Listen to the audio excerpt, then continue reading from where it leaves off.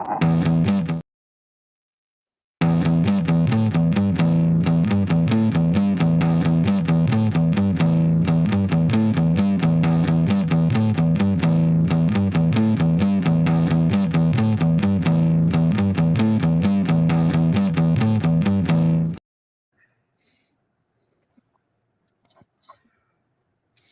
Podcast, episode 460, King of Hammers with Dave Cole.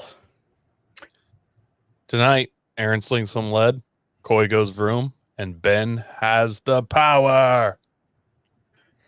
Welcome to the Off-Road Podcast about everything off-road. We cover news, review products, and interview people in the off-road industry. Your hosts tonight are Aaron, Coy, my name is Ben, and we are joined tonight by the legend Dave Cole from Ultra4 Racing and King of the Hammers. And welcome to the show.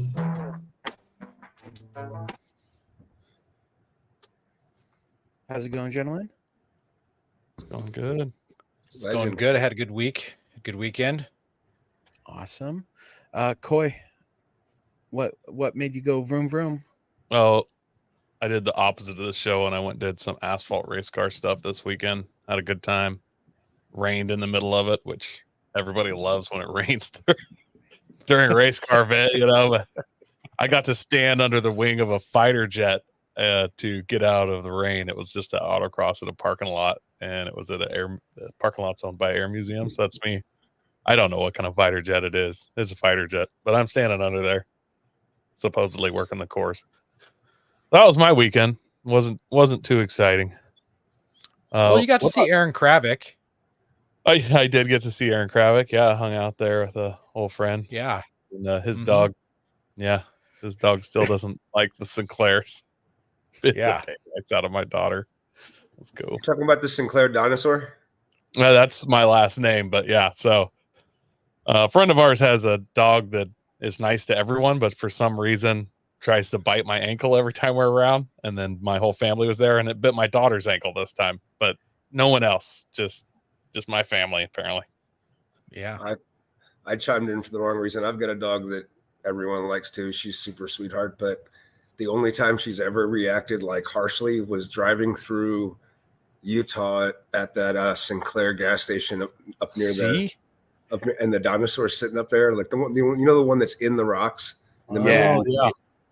So we pull up to the thing and just park there, and Nikki just went berserk, and it was all because of the dinosaur. She wanted to fight the dinosaur.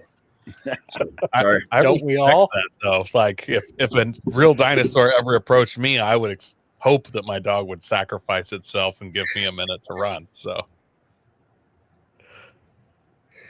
Aaron, what about you? What'd you go up to this weekend? Well, all weekend long I was shooting guns. I had a good time. Had people over Saturday and Sunday. Shot an M1 Garand.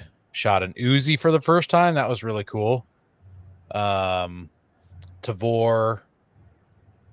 a bunch of suppressed stuff that was shooting really, really fast, possibly full auto. I don't know.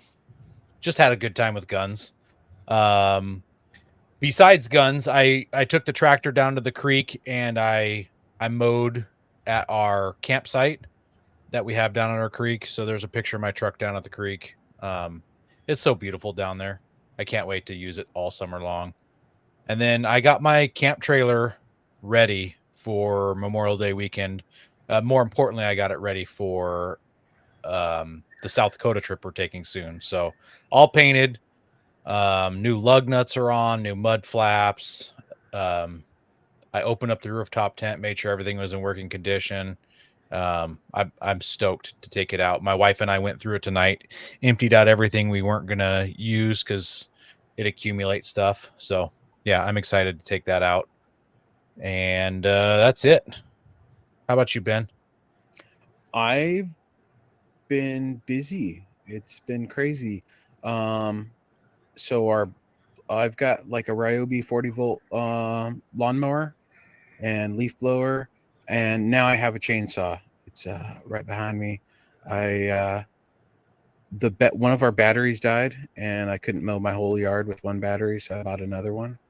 And it was cheaper to buy a battery and a fast charger. And for $10 extra, I got a little chainsaw. I figured it'd be just big enough for the trail, for some trail clearing. And if I really need to, I can get a 18-inch bar for it. And it's the same. Is it the Egos? No, it's Ryobi. I was hoping it was an Ego because they just came out with an electric mini bike, which I don't know what has to do with any of their yard work stuff, but it looks super sweet. Oh yeah, that'd be cool. Yeah, it wouldn't be hard to convert, electric bike. You dug a ditch though. did. What I need to know about this ditch is, has your 4Runner fallen into it yet? No.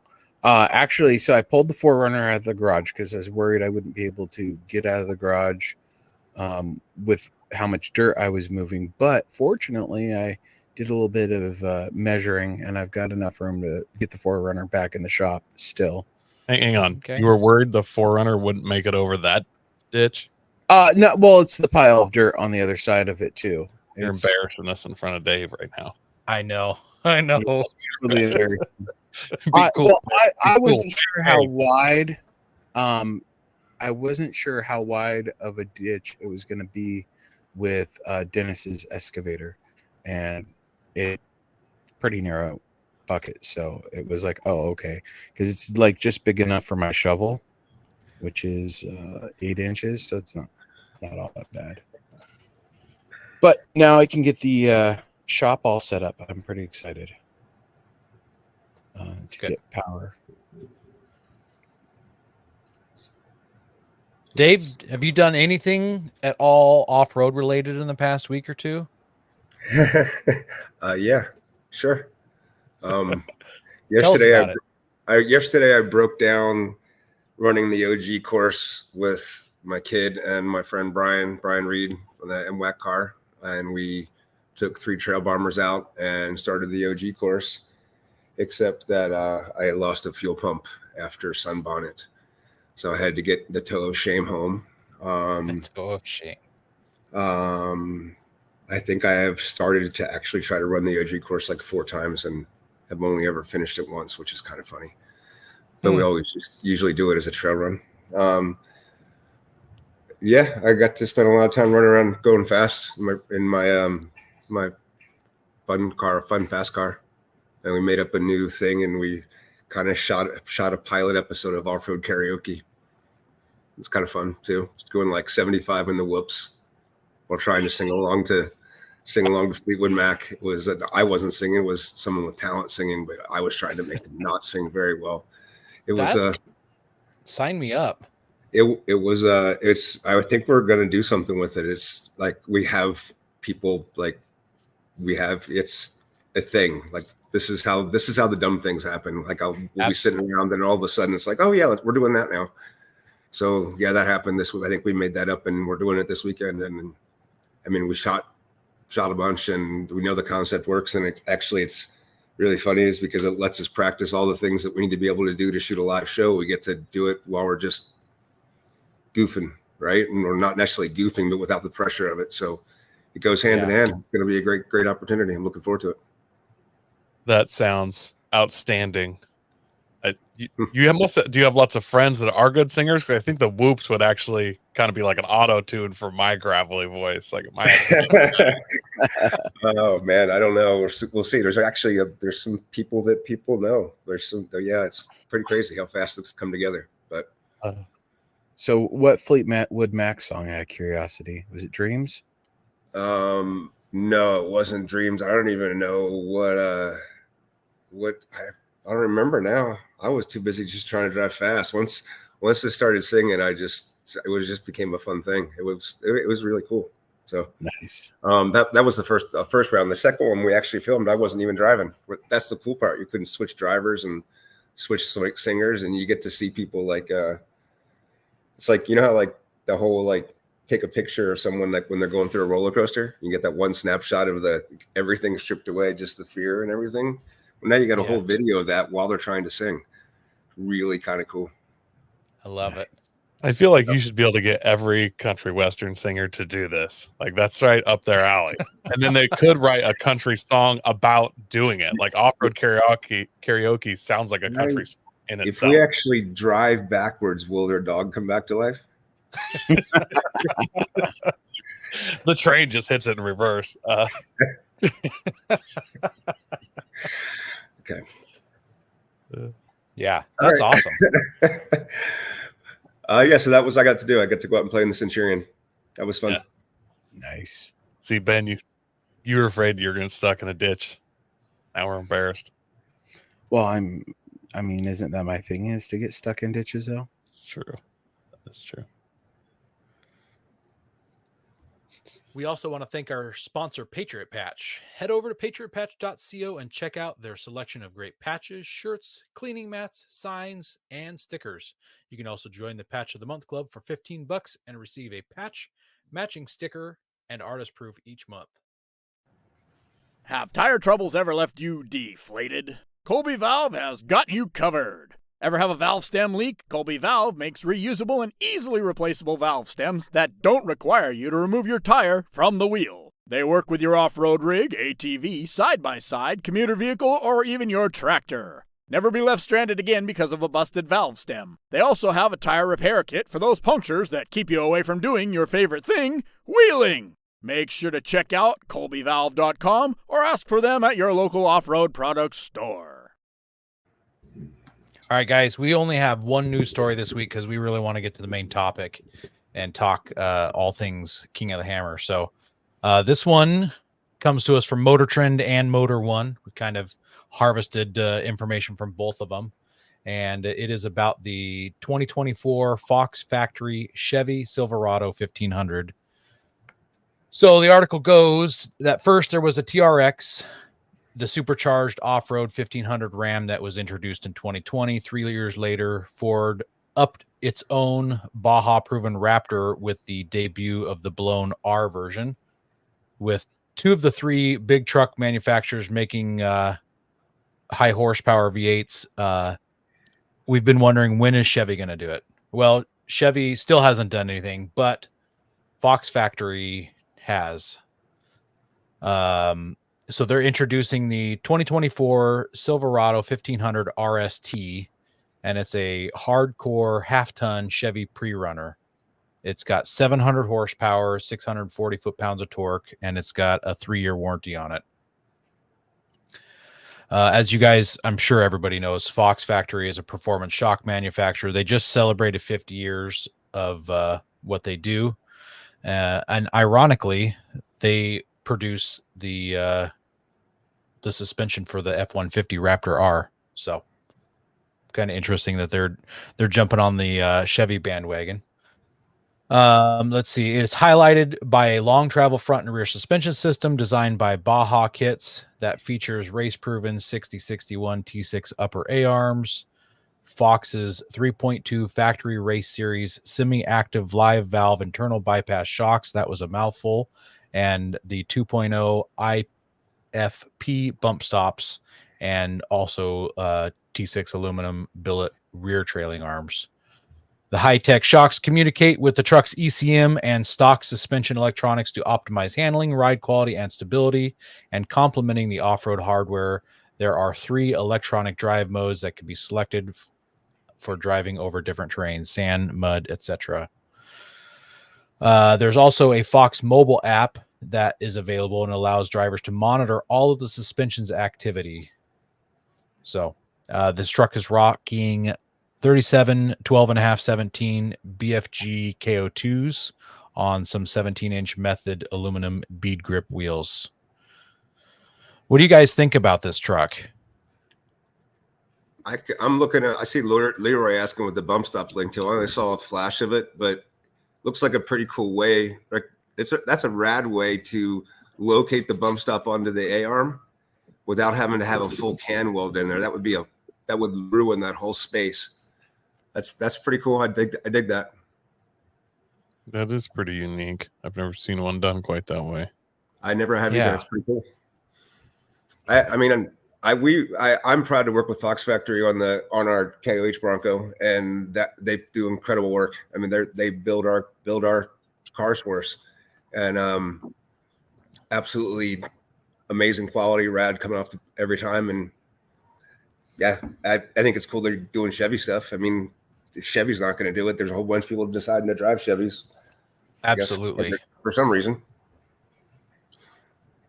I do like that Chevy has just let this market drop this entire time, so somebody else is like, oh, we'll jump in and use Yeah, we can do that. yours. It's funny.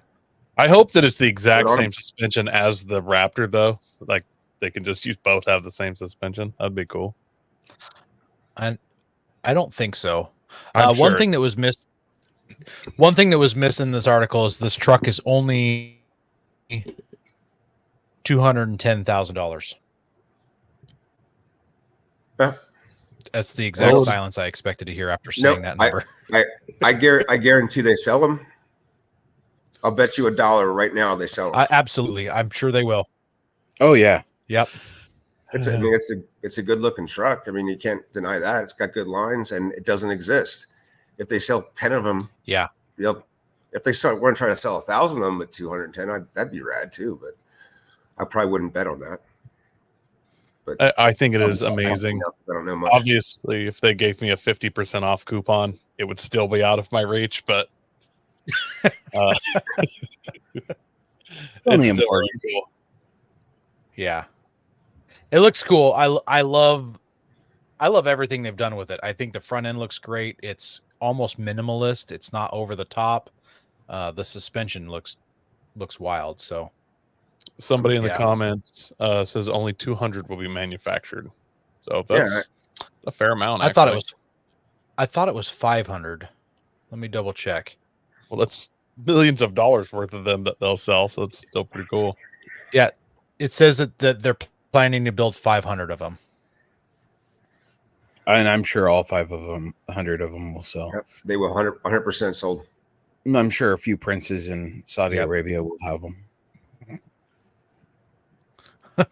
They'll turn them into 6x6s. Diversity's cool. Different things out there's cool. Absolutely. Yeah. Yeah. It's always nice to see the diversity out there with the market.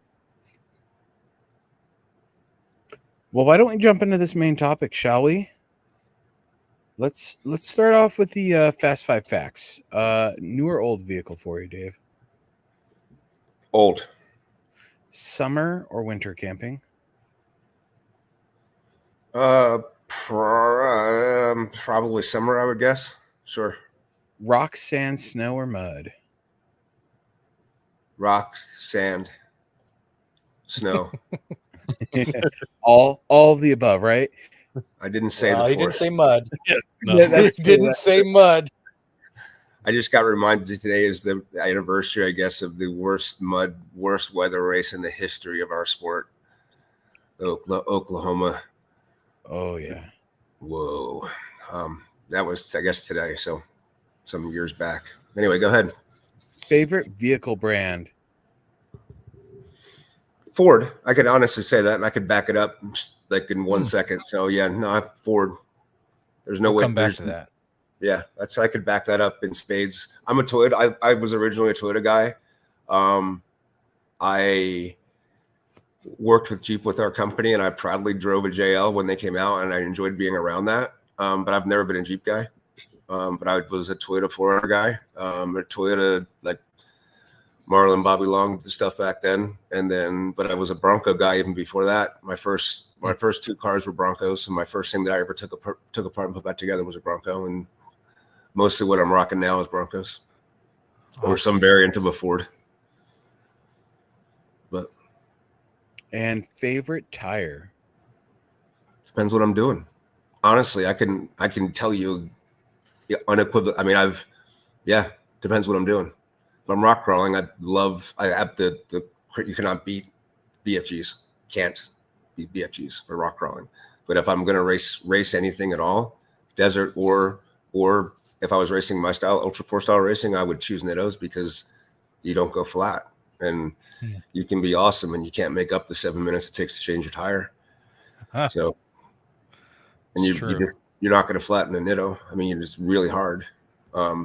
I've gone into going to desert races thinking I needed to run a light tire because I wanted to keep, like I was racing the UTV and I wanted a light tire. And then I ran the course and realized it was like 200 miles of flat tires. And I changed back to Nittos.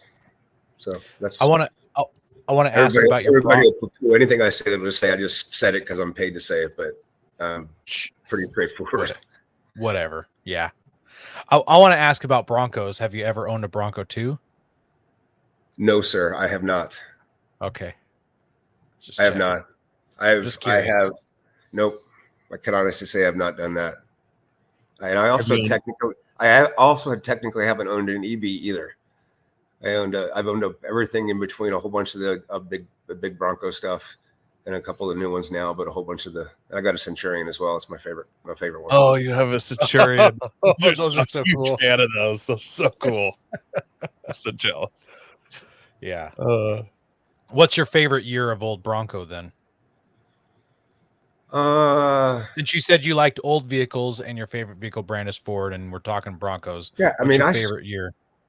I kind of depends on what I'm doing then too. Like if I was just going to cruise around like my first Bronco was a 78. That's and I had year.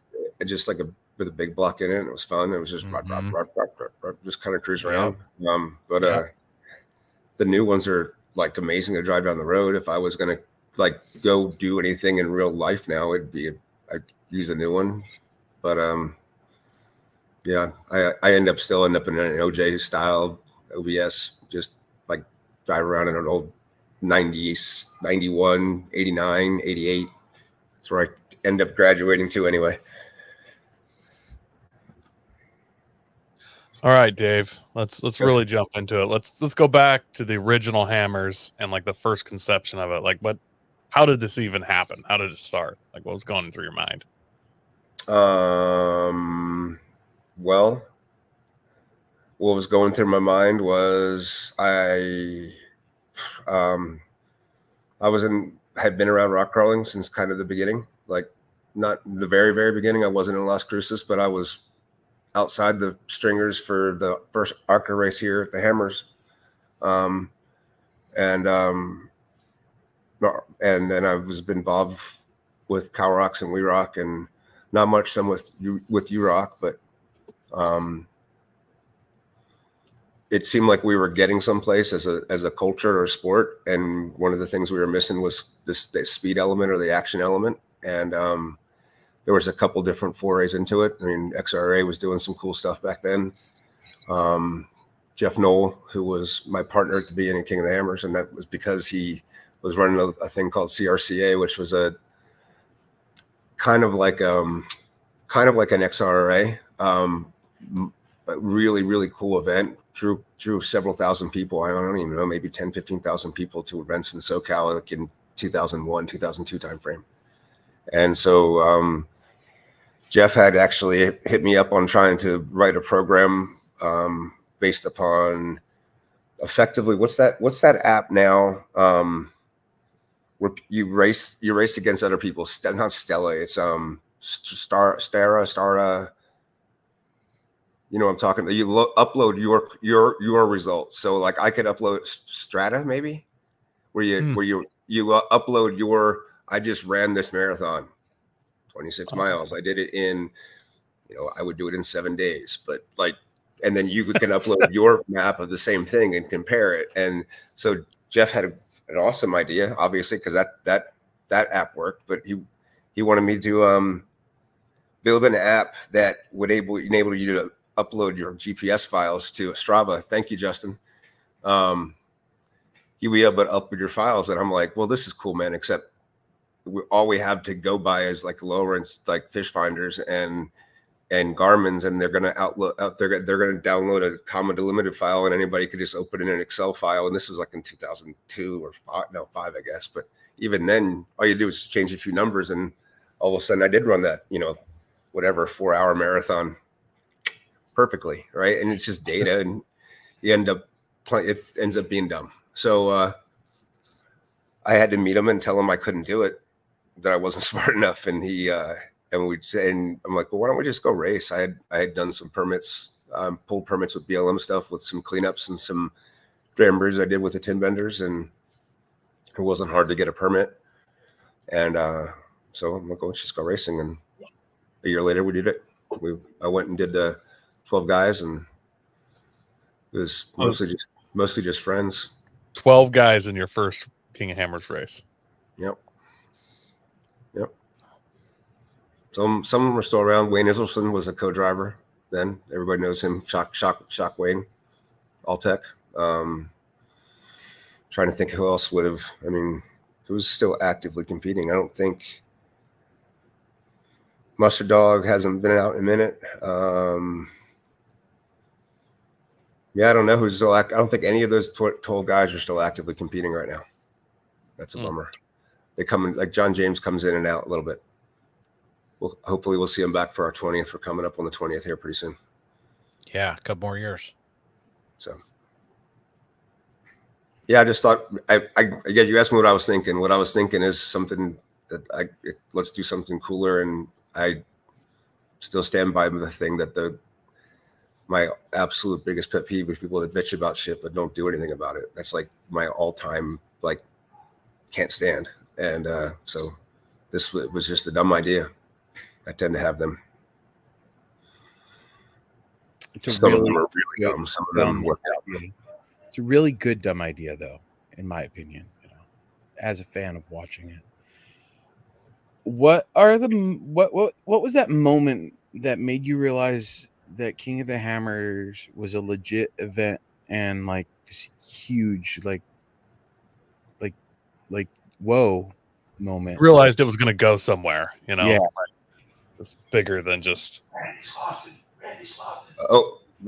just being prompted that Randy Slauson still races, but Randy didn't drive in the first OG race. He rode in the right seat with John Reynolds. So if Randy, you're out there texting saying, "Hey man, I was there," okay.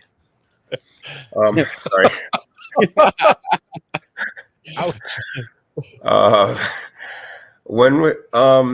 I can tell a story that I've told just not a lot, and I'll try to tell it really fast. The bottom line is like 2012, and JT and Chris Bolger and I went to Europe to find places because we had already raced 1 year in Europe, and only in England, or it's maybe 2 years. And I was approached by a few different places to come race, so we went on like a 10-day trip to Europe, and we were going to see if there was any place that we could actually race there, and is there any viability in it. And we ended up in Zagreb. Good. I can't even think of the town. Croatia. We ended up in Croatia, and it is gorgeous and beautiful and amazing. And the gentleman that runs the Croatia Trophy Challenge, which, if you're into old school wheeling, that was, if you've ever seen like the guys that are driving under the water with just a snorkel off the top and then hanging from a tree, driving up a 20-foot mud wall. Yeah. That's probably Croatia or some other thing that those guys do, which is gnarly. A lot of rainforest challenge type stuff, wind challenge stuff. Anyway, very fortunate to come down, check it out. And we walked into a bar at like midnight in this town about 2 miles from the Bosnian border. And JT broke out his phone and starts showing pictures of his race car. And the guy's like, "I know this car. It used to be a Tube Shark car. And not this Torchmate stuff. It used to be a Tube Shark," which was his two sponsors. It was Tube Shark was his old blue car, and then he rewrapped it when he went to work for Torchmate. Same car.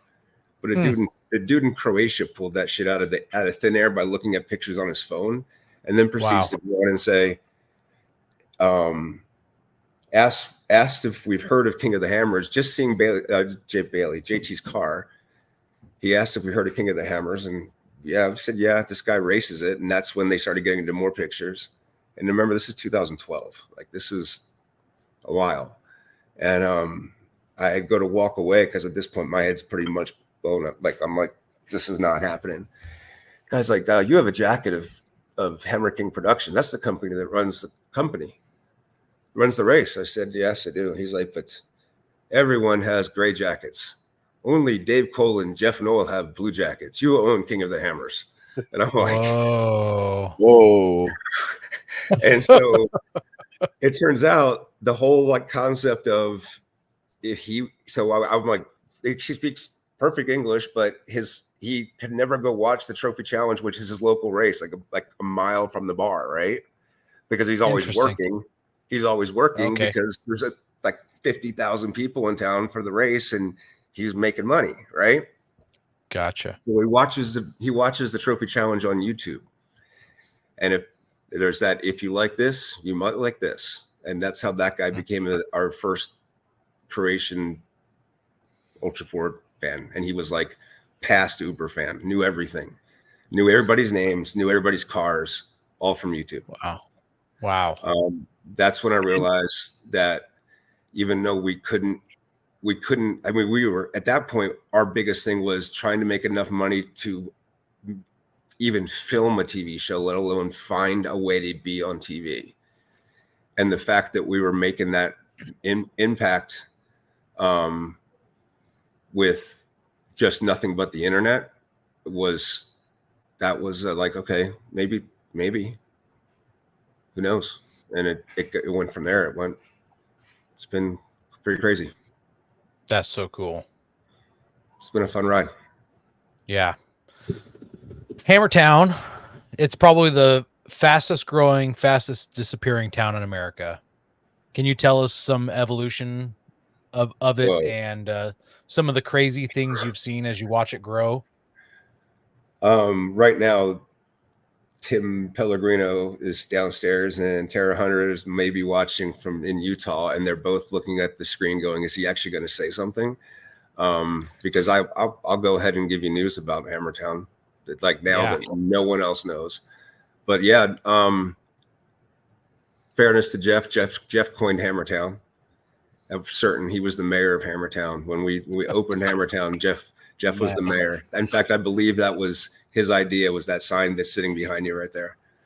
But really? yes. But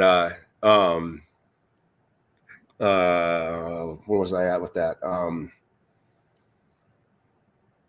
Hammertown. Yes. So the evolution of it, I think we've actually run we've had our run with the way it is. So we're changing it for next year. Really? Oh. It's not, I mean, it might not, and please don't flip out and call Tara, because this is all things going to be backwards. This is how it gets bad.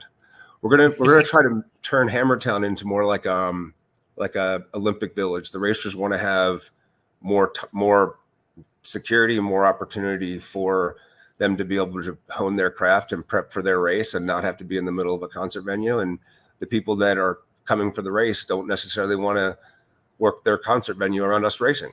So we're going to move the commercial aspect of the show up to where the Ferris wheel and the other stuff was. That's what our plan is. I have no idea how we're doing it, and this is literally how we've done everything, which is, that seems like a cool idea. Let's try it.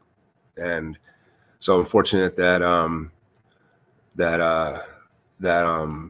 seems like the BLM and the county, we're going to be able to work through the things. There's a couple things that are still way up in the air that haven't been worked through yet. So I'm definitely on working on a net with this one, but that's where we're going. So that will allow us to be a little more flexible in the show itself. We'll be able to clean up, set up faster. And more importantly, the bigger thing is, I'll be honest, I mean, budgeting hasn't always been a thing for me, right? And this year we like, over the years we've gotten better at it. And this year, like, we were actually trying to run it as a company, and we came to realize that it costs $750,000 to have the infrastructure in place to be able to go buy 32,000 gallons of diesel to power Hammertown.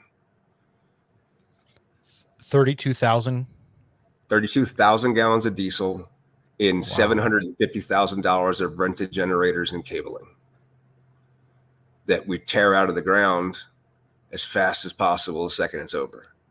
I would I'd rather build an infrastructure where we have bathrooms year round out here, or EV charging year round out here, and have the infrastructure to support that, because we built for a city for 2 weeks, and the rest of the time it was just people having bathrooms that actually flushed and that kind of stuff. I'm down for that. We have the land to do it. We have the ability to do it. I'd rather invest the money that way. I don't know how to do it yet, but that's another one of those jump out of a plane and figure out how to make a parachute things.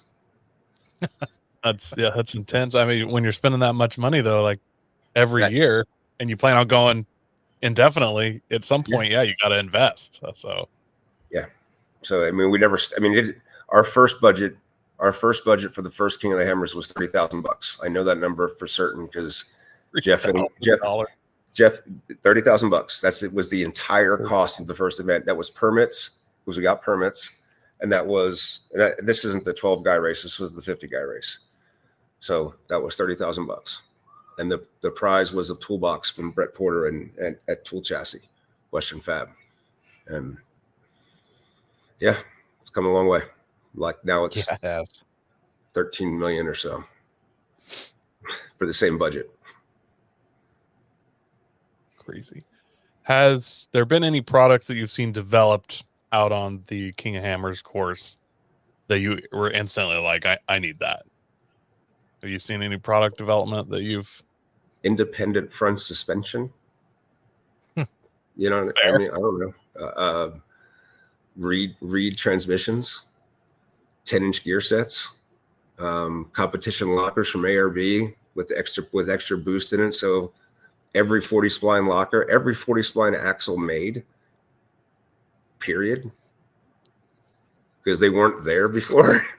There was no need. Like everybody was like, I mean, Camo did the Camo 60, but I mean, that was Camo. I mean, I don't know if you know who that guy is, but he's like, I mean, that's all prehistoric off-roading shit. Like there wasn't like almost everything you see in performance. I mean, live valve shocks were built out here, built on trophy trucks, built on off-road cars and Ultra4 cars.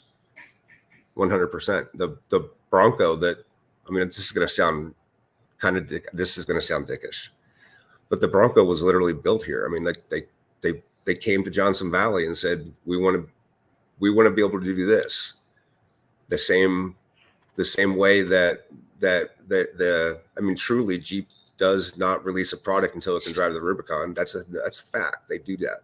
That's how they came affinity to the Rubicon name.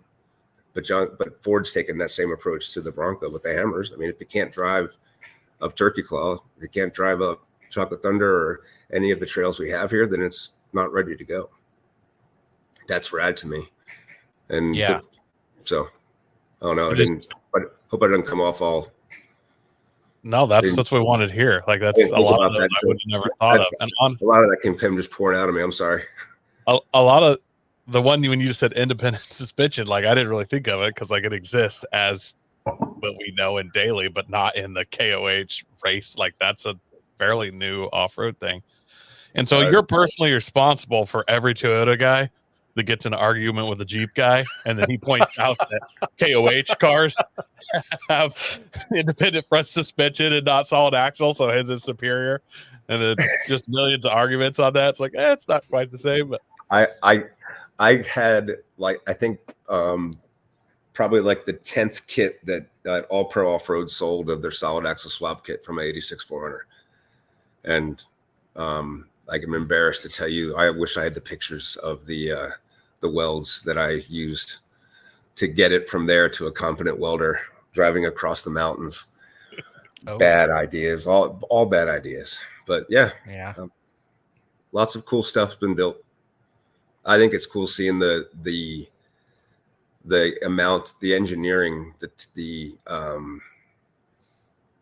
there's some incredibly smart engineers and builders on the lake bed doing really, really cool stuff, trying to find ways to build stuff and make it better. So yeah, it's cool. I mean, the reality, here's something to try on. The Polaris Razor and King of the Hammers both were born in 2007. Hmm. I challenge you to tell me in 10 years the difference between an Ultra 4 car and the fastest UTV, the best UTV. And that almost got decided this year, by the way, right? Everybody was all freaking out saying I was going to be bummed that a Can-Am won. Can-Am is the Ford to Joe Thompson's Ferrari. They are. Yeah. Yeah.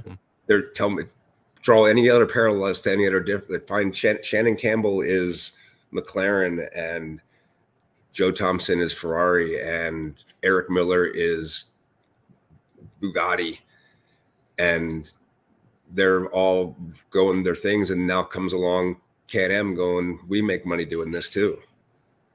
The same way that I'm sure there was other big brands involved back in the performance days back then, but that's what's happening. And it's what means literally where we're at. You got Mason building trophy trucks. And if you don't think that the guys that build those super high-end parts aren't also crossing over and bleeding over into the OEMs pulling that technology forward, it happens. It's rad. Yeah. I actually got introduced to King of the Hammers from Side by Side guys, and it was like 2013, 2014 maybe. Mhm. And there's kind of a group of off-road guys where I work, and one of the UTV guys Underground? Is it based around UTV Underground? I don't even know, but Okay. I got introduced to it because the YouTube, it was going like live on YouTube, and like some of the guys like got a computer monitor and set it up in our break room, and it was just rolling. Like every time you come in, you'd be like, oh, what's going on? Who is it? Like for a week, you know? And it was, yeah, it was super hot. And we did that every year for years, probably till I quit that job. They're probably still doing it. Yep. Right on. So, are there any new racers out there to keep an eye on? Well, I think Paul Wolf's answered that question over the last year and a half. He's wins every single thing he touches whenever he touches it, right? So past that, I think there's 20 or 30 out there. I think there's more contemporaries for Paul Wolf. I mean, Kate Rod is not far behind. Kate Rod is hungry and pushing really hard. I'll be honest, I'm almost detached from the competition side of it at this point. Like it's hard for me to keep up, but you can't ignore results. Like, I mean, I went to Bowling Green and he, like, every time there was a race, he was the person in the front of the pack, and no matter what class he was racing in. So it's tough to beat. I want to talk about the race classes. So how did they start out, like when you're in the beginning of building King of the Hammers, and then what are they like now? How many different classes? How diverse? Sure. When I started, that might be a whole lot, but no, I can make it real quick. When we started, it was actually a pretty good joke. There, another thing you could find if you dig up the history. But when we started, it was just the what now is the 4400 class. There was no rules. It was unlimited. No performance rules at all. And over time, the only thing that we've added as far as performance rules there is just is regarding tire balls, which is kind of was a sticky subject for a while, but is a thing. There is in, I would say 2013, my timing could be rough, but somewhere in there, we created the Everyman Challenge race. With the UTV race, it had existed about 2 years earlier. So the second class was UTVs. It was unlimited in the day before. And then on the day before, on Thursday, was UTVs. And then we added the EMC race, and we moved the UTVs to Wednesday, and the EMC was stock, modified, and Legends. The purpose of the Legends class was we were seeing, because of IFS and because of just the advancement in well, the series became more attractive, so it attracted more money, and it attracted all of a sudden you had 25 or 30 teams that were vying for the win, as opposed to 50 teams or 60 teams vying for a given win. Makes sense. And when that happened, we started losing some of those core racers, and the Legends class was a great place for those cars to go keep racing and still get their Jones, like not get priced out because it was a trophy class. There was no purse at all. Entry fees were cheap. Rules were really simple, just 37-inch tires, go. Solid axle and 4 shocks, and we just made it easy. I think one of the things that help with the classes is by keeping the tire size. And this is another thing that hasn't been talked. We haven't talked about it publicly yet at all. But I would like to think pretty soon we'll probably up the stock class tire size to 37s as well, and then it'll just be 37s and unlimited. There's not a whole bunch of recreational wheeling still happening on 35-inch tires, at least at the level of courses that we have to offer the racers. It's hard to build a race course that challenges for a 40-inch Ultra4 car, and then I can even put a stock car on. Yeah. So that'll help, and that'll probably attract more racers as well. We'll grandfather it in. Everybody that's going to home and freak out now, we'll grandfather it in, and we'll make the transition appropriate. But I just think over time that's probably where it needs to go. Yeah, that's it. Those are the classes that we have, basically formalized what desert racing looks like to us as far as just 8 classes, but there's only whatever the 5 counting UTVs in Ultra4. Is there still an EV class? I remember there was something about a military class. Did those not have enough of a following or anything? No, they do. And they do. And that's, that's the reason why they're probably not going as strong is because I just did that, right? Like I just mentioned the things that we've been core of. But the reality of it is last year we added a military class. I would love to see that grow. I'm stoked to see what the Martellis have done with it and what Nora has done with it, being able to race with some people down at Nora that were coming down with from the military. We've always had different military programs involved with our racing, but they weren't around military vehicles. So yeah, I think it's cool. EV class, I still am absolutely committed to. I obviously went way deep down the rabbit hole trying to get a spec class going that is still not off the ground yet.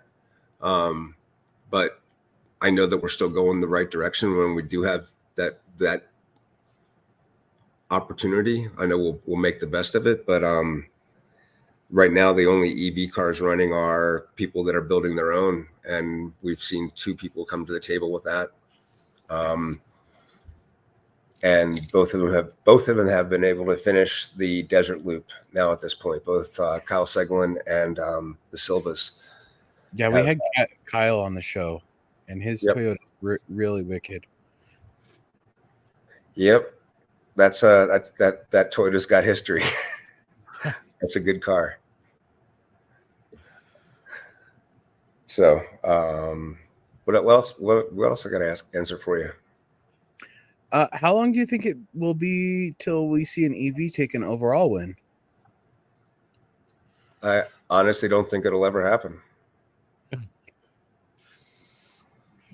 I mean, too much of a drain on a battery and stopping for battery changes, and I think that I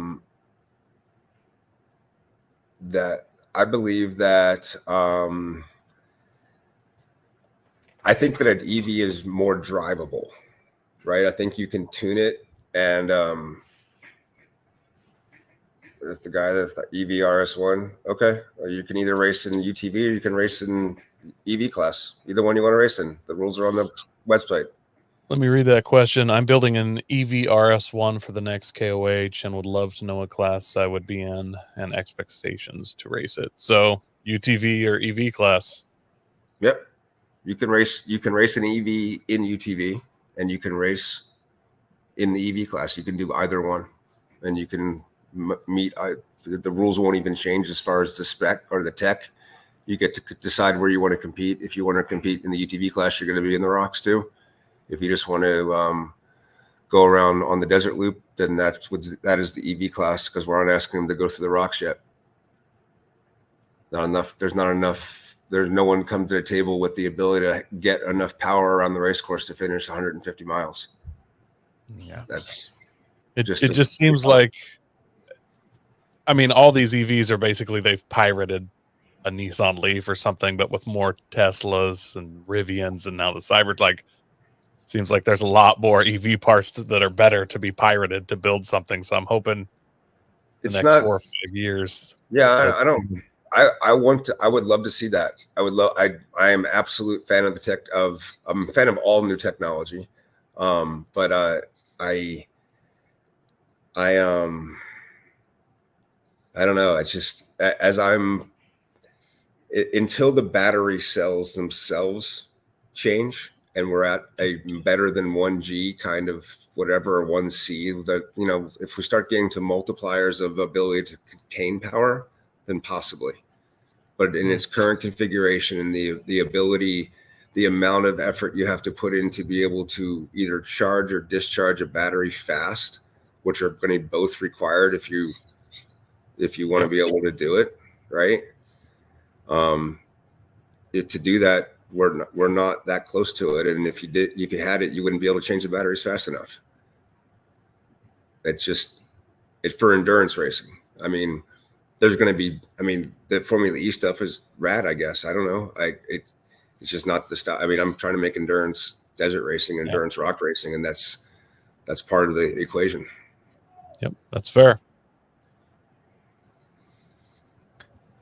So the night wheeling on the race course makes some pretty fun viral videos every year, and the racers, the fans, we all love seeing those. Let's clarify: videos. there is no night wheeling on the race course. I've got to draw that both from a not just trying to be literal, but yeah, I've gotten sued, and I've gotten sued a lot, and the dumbest of all the lawsuits is based around the concept that somehow we were responsible for maintaining backdoor at midnight when we weren't even racing on backdoor that year. And the guy that sued us was already a We Rock competitor and had already competed in Ultra4, but he still wanted to sue us. Oh my goodness. I got to be clear about the fact that no, the race course isn't at midnight. You're on public land. You're on Chocolate Thunder. You're on a trail that we happened to race on earlier that day, but you're not on the race course. And I think that's you're not on the race course. Yeah. Well, you're not racing. And you're also like, there's I think people forget about that a little bit. Hoping we can. Yeah. I dig the videos. I dig people hanging out and having a good time. The violence is dumb. I mean, it's just dumb. The woman kicking the shit out of the guy because he was being an idiot. I'd vote for her. I'd vote for her right now. I was never clear about what that guy did. I just know that chick brained him, and it was hilarious. People forget how to act sometimes, and it's pretty disappointing. I think of anything that has gone down that I mean, money and financial stresses and all that stuff, that's whatever. But seeing how trying to keep ahead of it being a complete shit show is, because I don't have any desire. No desire to be a part of that. I'd rather just go home than make a shit show. And so I wish people would start to realize that when they act like that, they're hurting the whole culture. Yeah. Well, so that's kind of where my question was leading here. So do you think we're going to see a day when that trail, not the race course, but that trail is closed to non-competitors when the racing hasn't happened, for those reasons, for injuries, broken vehicles that need to be cleared out of the way of the course, or any of that shenanigans? No, I won't. I won't do the event then. If we get to that point, then we just won't have the event. I'm serious, because guess what? At the end of the day, the only people that are going to control that from happening are the people that are out there doing it. Certainly. And I can't be everywhere. Our crowd control can't be everywhere. And if we get to the point that we have to babysit 80,000 people and on top of running a race, pass. No. I'll sit here and my friends can come over and go wheeling and we can hang out. And that'd be way more fun than just being a babysitter for 80,000 people that don't care. And at this point, I don't think we're there. I think we have 70,000 people that care and there's 10,000 people that don't. And it's probably less than that, honestly. And I'm still positive that our ability to self-manage that and have a good culture here is sorry, I'm getting I guess it's okay. Is that all right? Is that allowed on the show? Yeah. Absolutely. He's good for a few more questions. It's not as fruity as you think. This is actually tequila and watermelon juice, but that's tahini around it, and it is refreshing, gentlemen. I'm not going to knock a fruity drink. I'm in. No, it's like a watermelon margarita. Sounds amazing. Yeah. Just to piggyback on that question, how do you guys? Because there has to be a ton of, I'm not going to say abandoned vehicles, but there has to be a lot of vehicles that break that are. Then the course has to go live at a certain point, and they wear on. It's never been a problem. Never. That's insane to me. I mean, when I say never, so the biggest problem ever has been the rock that rolled down in the middle. Well, magically rolled down in the middle of the night in Chocolate Thunder. We woke up. We had raced all week, and we got to the 4,400 race, I believe. And actually, I'm going to give a full shout out to Terry Madden right here. I believe Terry was the guy running Chocolate Thunder for me, or he had volunteered or something. And they went out there and they cleared that rock out of the way after the race started, but before the racers got there. It's like, because, Chocolate Thunder is going to get people at 1 o'clock. Our course workers don't go there at 7:30. They go there at 8 or 9. Well, they got there at 8:30 and Chocolate Thunder was not passable. And they worked their butts off for 2.5 hours and got it cleared 45 minutes before the racers came through. Nice. How'd they clear it? They get a backhoe out there? Or? No, that's what I'm giving a shout out to Terry. I believe if I'm misremembering it, then someone can correct me, but I believe that Terry and probably Travis Cook, because that sounds like a Travis Cook thing to do, were out there pulling rocks around and getting out of the way, but someone will correct me on names. I tend to mess them up. All right. Well, we got one last question here. Do you still get to drive the race course? You kind of alluded to that earlier, driving the original one. No. I drive every race course that we make now. I drive it completely before. The last GPS file that goes out is my drive, my pass of it personally. And then I still we kind of made up a stupid game, but it's fun. And that is that, I think you need to be smooth to be fast. I think if you're not smooth, you're tearing up the car. It's kind of not a subjective thing. It's pretty real. So yeah. As we started getting more into the data of doing as we're trying to get our production better, we're measuring G-force on the car, that kind of thing. But from a rudimentary perspective, if you count every time you hit a bump stop or you hit steel on a rock, diff out, trailing arm, hit a bumper, anything that makes that right, that happens, it's a point. If you back up, it's a point. If you hit a bump stop on a whoop in the desert because you overdrove the car and you didn't see the G out and you hit that, sorry about that, that's a point. Drive the OG course as fast as you can with as least amount of points as possible. That's a fun game. I'm all about high scores though. We're at 4 hours and 20 minutes with 2 backups and 5 impacts is the record right now. Wow. That's amazing. So drive smooth. If you drive smooth, you drive fast and the car will last. Yeah. If you don't hit things, the car lasts. You don't get flat tires. You don't blow shit up. So anyways, it's all fun. I love And anybody that comes to Johnson Valley and you want to go off roading, just look me up when you get here. I'm here just hanging out. Let's go rock around. I've got another question, even though Coy said we were done asking questions. I've still got another one.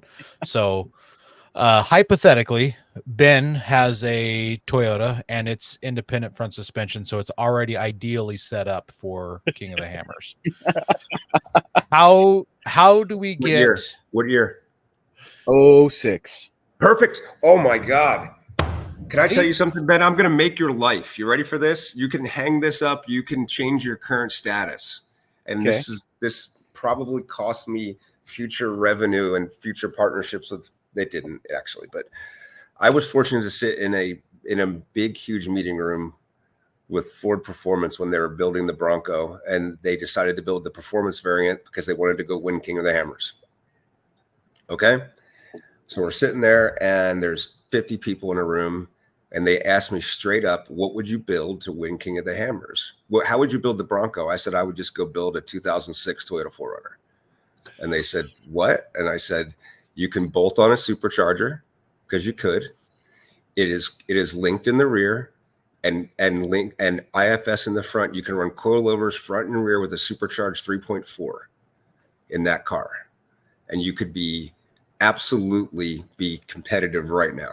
100% competitive if you built that car right. It's the right formula.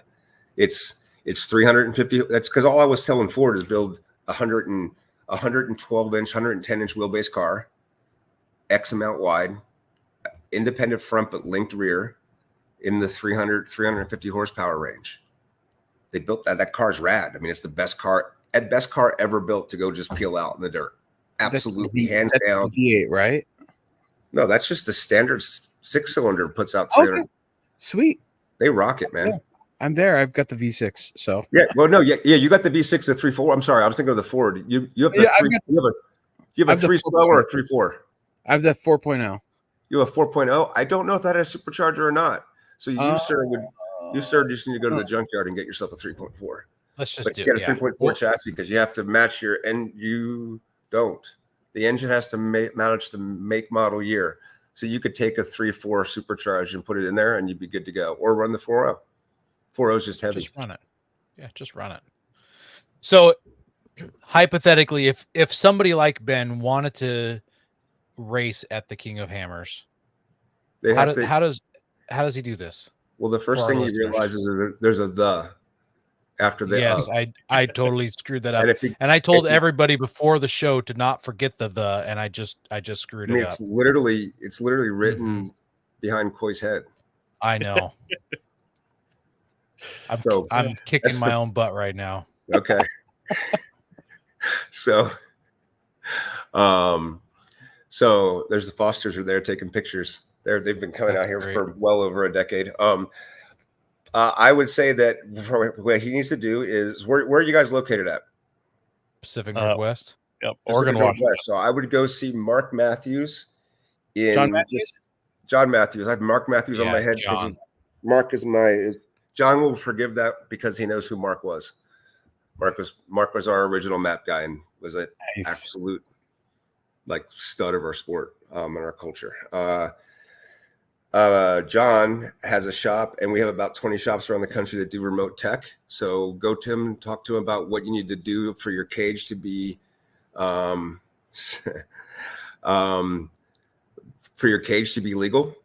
He can walk you through that, but you should read the rule book before you do that because I would tell you the same.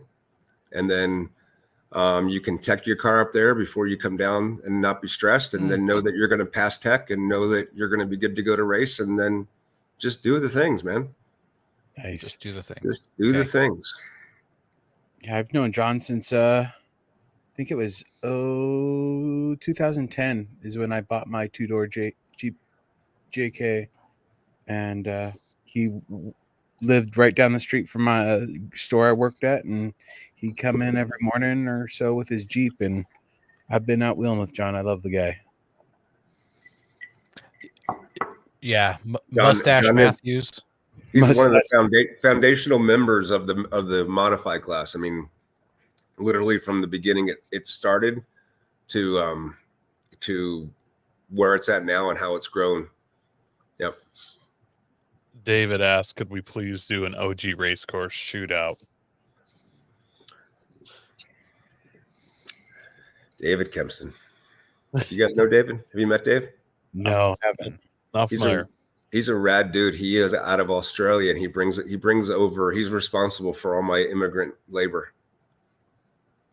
I can't say that. They're not actually labor. They're volunteers. That's actually the best part about it. But there's a whole bunch of Australians and Kiwis that want to come over and help, and they get to come to the States and get to go to Vegas and do their 3-week vacation like anything else. But then they get to see King of the Hammers from inside the ropes and get to go wheeling with us all the whole time. And it makes making the event fun. So Dave's a good dude. Sorry. No, That's awesome. That is awesome. Well, one real official last question is, where can our listeners find you, Dave, and everything King of the Hammers, Ultra4 Racing, all that? You can just go to kingofthehammers.com. No one really wants to find me. I mean, technically I'm on Facebook now, but not really. Just call me. My cell phone number is still pretty much everywhere. You can email me at David King of the Hammers. You can just show up at the Hammers and go wheeling with me. That's the best way. If you want to talk to me, come into the Hammers and just go wheeling with me.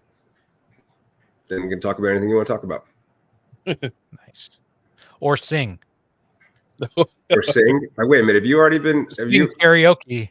Are you being told about this already? Have you already been? Has someone leaked that to you? You leaked it at the beginning of the show. Oh, see, I do that sometimes. Look at that. That's that's pro, gentlemen. If you can leak your own stories and then not remember it by the end of the show, The tequila's kicking in. Crushing it. Nailed it. Right on. Well, when are you guys going to come out here and do an on-site podcast? I've been dreaming about doing it for years. I've actually talked to John over the years of coming down and riding with him down to Hammertown and helping him, and then just trying to sneak away, which is not very sportsmanlike to offer to help a guy and then not help him, and then podcast around. Not the very best thing to do if you're going to do that for a friend. Understood. But I want to go down so bad. It's on my. Here's a straight up invite for you. Check this out. And not to bring back the karaoke thing, but kind of. I mean, we got a 4-seat. The lights are. Hey, Tim, if you're watching, turn the lights on downstairs, and then I'll show them the Centurion. But I will. We'll take you guys out in the Centurion, and we'll do an hour-long podcast at speed. Oh my goodness! World's worst spot ever, but I'd try. Let's do it. Yeah. I'll send it out. I'll have live telemetry of the car. I'll have onboard cameras of you guys on all four. Like all four of us will have a camera on us. We'll have cameras outside. I'll get drone involved. We'll figure it out, and we'll produce a on the move 1-hour podcast. What's the best time of the year to come down there? Right meow. Something serious. It's 75 degrees outside right now. Right. Maybe 72. During the day, it's 87. It's gorgeous. It's amazing. There's no one here at all. Yeah, let's do an hour-long podcast at speed. Let's do it. All right. That's a great idea. I'd love to do it. I will all you have to do is get to the Hammers. If you get to the Hammers, I will handle every other part of the production. And you can do it live because you'll be able to broadcast it live because we'll have Starlink on the truck. Starlink on the truck? Starlink on the truck? I will 100% provide the entire infrastructure for you to do it live. You just guys got to get down here. All right. All right. Start there. Sounds like now we have to do it. Now we'll be there in May next year. You are doing it wrong if you wait till next year. I can find another podcast between now and then. Figure it out, gentlemen. You just said that right now is the right time to do it. Yeah. I can't make right it. Now is not 365 days from there's a weekend coming up in like every 6 days. That's true. Figure it out. We'll do some mapping. We'll do some mapping after the show's over. We'll figure out if we can drive straight there and 2-man shifts and Turns out our Oh, yeah. Memorial Day weekend plans with the families just changed. Yep. Sorry. Yeah. My wife's going to be a little upset when she finds out we're still driving 16 hours later. I thought it was only 5 hours. Yep. Look, kids, Big Ben, Parliament. I recognize that. National Lampoons. Uh-huh. Right on. Well, I would love to host you guys. Thank you for having me on the show. Is there anything else you have no other pressing questions you want to ask? I could probably think of 10 million other questions. We'll save it for when we come down. Cheers. Appreciate y'all. Yeah, we appreciate coming you on, coming Dave. Have a great night. Thanks Con Media for putting this together for us. I really appreciate that. Yeah. Guys. Yeah, they're awesome. They've helped us a handful of times, and it's always been worth it. Cheers. Cheers. Thank you, gentlemen. Thank you, Dave. Is that are you editing this or how are we doing this? Oh, we're still live. We're Oh, going to play it out. we're- Give it 1 second. Yeah, we're almost there. All right, guys. Next week, we're going to be with our families, but we're going to air an old episode with Aaron and Ben for the AR-15 podcast, guys. So stay tuned for that. And we want to thank everyone who listens live, checks us out weekly, and watches us on YouTube. You can find us here every week, Monday nights, 7 p.m. Pacific. We appreciate you guys. Make sure you're sharing us with your friends, helping us grow, and God bless America.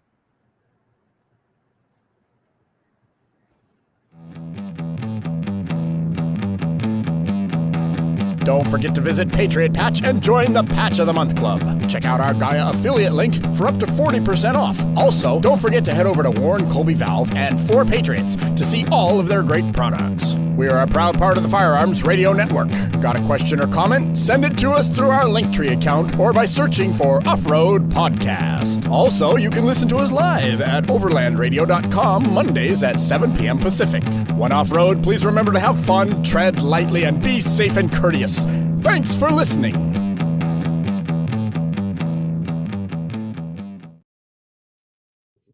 Who's looking forward to some karaoke?